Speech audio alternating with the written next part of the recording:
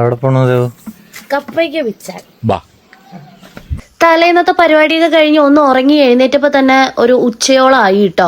അപ്പോഴാണ് അമ്മ പറയുന്നത് താഴെ കുറേ കപ്പയ്ക്ക ഉണ്ട്, അതെല്ലാം കിളി കൊത്തിക്കൊണ്ട് പോവാന്ന്. ഞങ്ങൾ ഇവിടെ ഉള്ളപ്പോൾ വേറെ ഏത് കിളിയാ വന്ന് നമ്മുടെ കപ്പയ്ക്ക കൊത്തിക്കൊണ്ട് പോകുന്നേ, അത് പറയണമല്ലോ എന്ന് പറഞ്ഞിട്ട് ഞാനും അവനെയും വിളിച്ചിട്ട് താഴെ പോയപ്പോൾ സത്യമാണ് എല്ലാം കിളി കൊണ്ടുപോയിട്ടുണ്ട് കേട്ടോ. എന്നിട്ടും കിട്ടി ഞങ്ങൾക്ക് ഒരു ബക്കറ്റോളം. പപ്പ മിക്കവാറും ഞെട്ടും, കാരണം ഇവിടെ വെറുതെ കുത്തിയിരുന്ന് ഉറങ്ങിയാലും താഴേക്ക് പോയി ഇതൊന്നും നോക്കില്ല എന്ന് പപ്പ എപ്പോഴും പറയും. പക്ഷെ ഇന്ന് ഞങ്ങൾ നല്ല കുട്ടികളായിട്ട് പോയി ഉള്ളതെല്ലാം ബക്കറ്റിലാക്കി കൊണ്ടുവന്നു കേട്ടോ.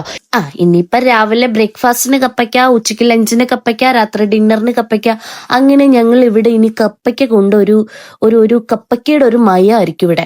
ഇനിയിപ്പോൾ ഇതെല്ലാം കഴുകി വൃത്തിയാക്കി പാക്ക് ചെയ്ത് ഭൂതക്കുളത്തേക്ക് കൊണ്ടുപോകുക എന്നുള്ളത് എൻ്റെ ഡ്യൂട്ടിയാണ്.